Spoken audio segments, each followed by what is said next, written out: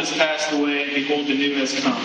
All this is from God, who through Christ reconciled us to himself and gave us the ministry of reconciliation.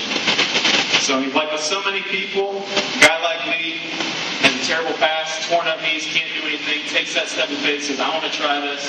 I think there's a possibility here for me to be a better person if I do this. He took that step of faith. It worked. I would encourage you to at least consider the possibility that a faith in something like the gospel might be able to do the same thing for you. Thank you guys for having me.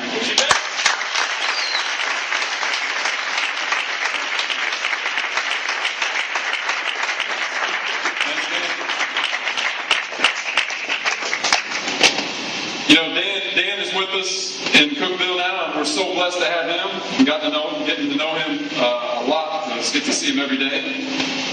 Rich will speak to us in a moment, and I've known Rich for a number of years now, and get to see him all the time. Your next speaker, Graham Holbert, I haven't even had a chance to sit down with him that much, but from afar, I've just been watching him. And I don't know about you, but the thing that I'm most impressed with Graham is how he just keeps on battling and just keeps on battling. And I know that you can say that about a lot of CrossFitters, but when we went out to the games last year, I was watching him. I was watching his, how he handled things, and coming off as a champion last year, and obviously a lot of pressure on him, I'm sure. And like all those guys, at the beginning of the week, you didn't know how anything was going to go because that crazy workout that put him through at first. But, he was all over the standings or whatever, but he's kept on battling, kept on being steady. And you saw how he finished. And that's really the mark of a true champion. No matter what, he just stays right here. And I'm watching him this weekend. That's exactly what he's done. Just staying right here. He just keeps on battling. And I know that comes from his faith. I know that comes from what's underneath him. Because I've talked to him enough to know that. And I'm just so blessed to have him here. And I know you are. So, Graham, looking forward to hearing what's up.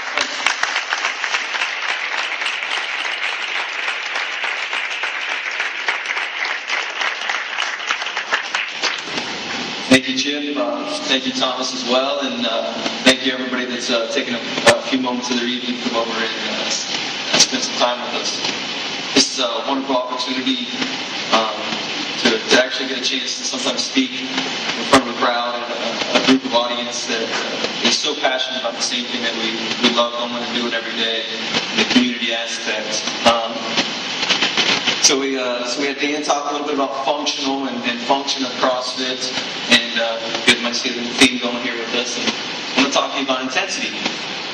And when Chip told me, hey, I want you to talk about intensity, I was like, oh, this is going to be great. The more I started thinking about it, I'm like, dang, this is not going to be that great.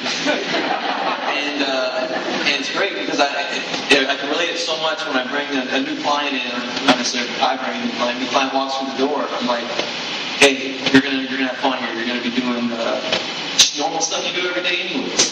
We're gonna teach you some new stuff. The part that I need you to give me the best effort with, and it's on your shoulders, and it's gonna be really in here, is intensity. It's fun to come in and not know what you're gonna do that day. It's fun to come in and try something new every day.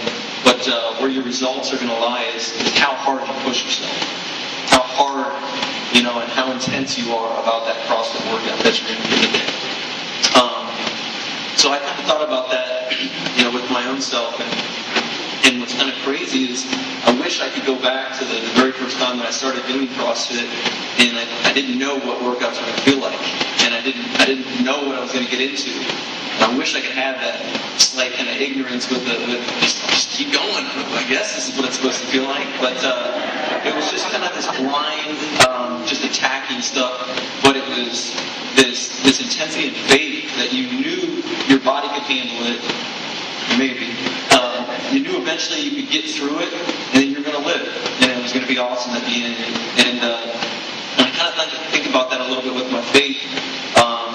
Going through high school, through college, I would not say that my relationship with the Lord was anywhere where it needed to be.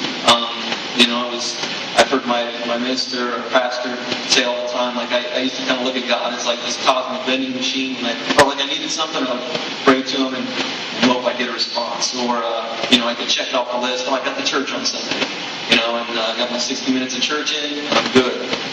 So my intensity was really poor, with my faith. And it kind of showed. I really didn't feel like I had a great career through sports. I did well, but never felt like I really stacked up to what, maybe my father's expectations were, and honestly my own expectations. As, my faith increased and my intensity increased and I found the Lord again, it was amazing how things started to fall into place. And Chip did a great job explaining. For me, it wasn't, I didn't want it to be instant. And it's tough because that's what we want. It's instant gratification, instant results. But in CrossFit, when you are persistent and you are just steady, you'll get that first muscle up. You'll get that first pull up. And it just takes a while. And it takes trust and this kind of blind faith and intensity every day you get in there. So I look at it as like, all right, so intensity started with CrossFit, intensity started with faith. But we know results will lie in intensity. Your loads will go up, your reps will go up, your max efforts, your times will go down. For me, I look at faith, it's tough for us to measure. In Galatians 5, it talks about the fruit of the Holy Spirit. And when my intensity's up and my faith and relationship is overflowing with the Lord, it's amazing how I'm a little more peaceful. I'm a little more gentle. I have a little more self-control. And just a little more kind to the people around. And it's not easy. I wish I could tell you that it was easy. But it's a grind every day, and it's something that I have to prioritize to make sure that I spend some time in the Word and spend some time in prayer. And honestly, the first couple of days today have just been a blur. Super nervous about the weekend. I'm a little nervous and shaking now, kind of from the ice bath. But in front of you as well. I don't blame it on the ice bath, though. And so it's truly just about being persistent with it and a consistent intensity over the long run. Another parable that Jesus spoke about in Mark chapter 4 was kind of a planter and the seeds. Kind of where do you plant your seeds? Are we on the footpath of just kind of the normal trend of everybody? And we kind of get swallowed up and just kind of taken away really quick. Do we plant our seeds with kind of bad company, or would we constantly surround ourselves with negativity and the wrong crowd, and we're going to be consumed by it? And then, lastly, something that I want to try to constantly focus on, plant my seeds in good, deep soil, and let my roots grow and sprout and be consistent and grow up to be a strong representation for our God, give Him all the glory. So. It's been a fun 2 days. It's glad that I'm sitting where I'm sitting. It wouldn't be the most exciting thing to not be sitting in the top 3. So it's an awesome pleasure to be in the company with Rich and Dan, kind of where we're sitting at right now. The weekend's still long for being over, so just excited to go home and rest up and try to turn up that intensity a little bit more, one more time, 2 more times tomorrow. But again, I appreciate everybody coming out and spend a few moments to be here where we have to stay and share our faith with the Lord.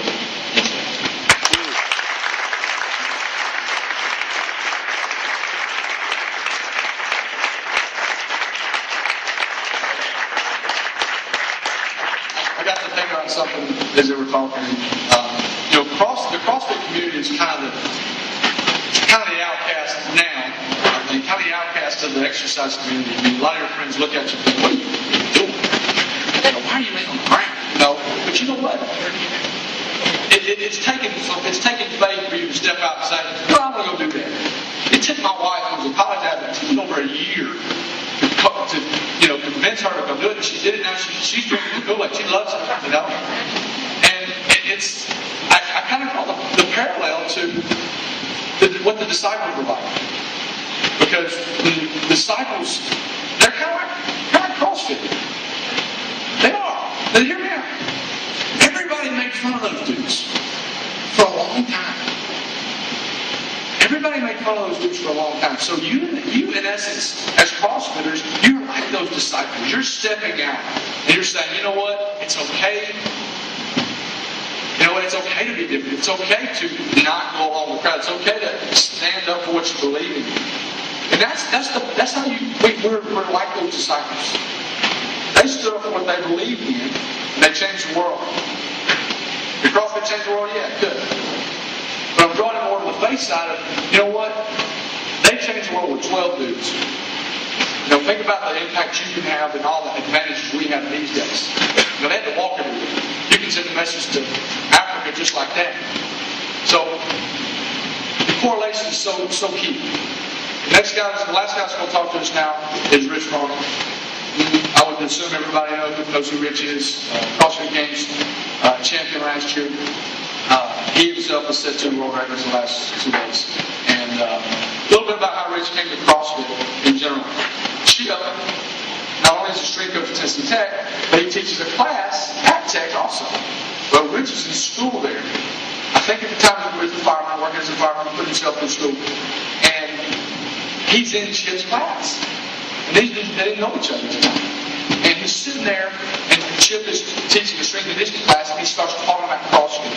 And the book is, Rich has took up the book. He opens up the book and writes CrossFit.com. Just starts doing the workouts. And his cousin Darren, the guinea pig, they just do workouts with each other, all that kind of stuff. They started doing it. And next thing you know, he starts doing it. Nobody knows who the guy is. He goes to the regional down in Jacksonville and blows up. And then, the rest is history.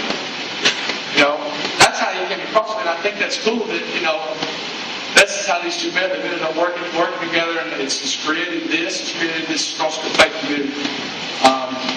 Rich is a great friend of mine, awesome human being, great CrossFitter, obviously, but more than that, he's one of the most loving, giving people I know.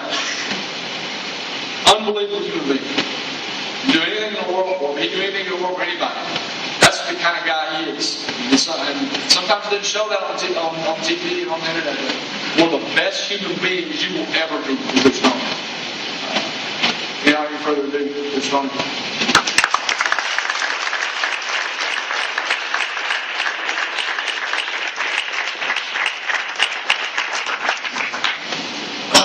First off, I have a confession. I can work out in front of thousands of people, but if you give me a microphone and have me talk in front of people, it's the biggest fear in my life. So this may be short. I'll try to stick to the point. I don't really know what to do with my hands, so I'll move it. I'm kind of we're going to be behind the podium, so we're good. But first off, I thank everybody for coming. I thank these two most, especially. Before I came and started with CrossFit Faith, you two both been great mentors in my faith. So Thomas is very loving. He's a little bit more affectionate. Thomas gives kisses to other guys. I'm cheap. Dan loves it, especially don't you? Thomas chases Dan around the weight room and tries to kiss him. But I'm going to talk to you a little bit about David. Chip told me to talk about how faith prepares you for unknown and unknowable. I'm not really sure if this ties in, but let's try. So,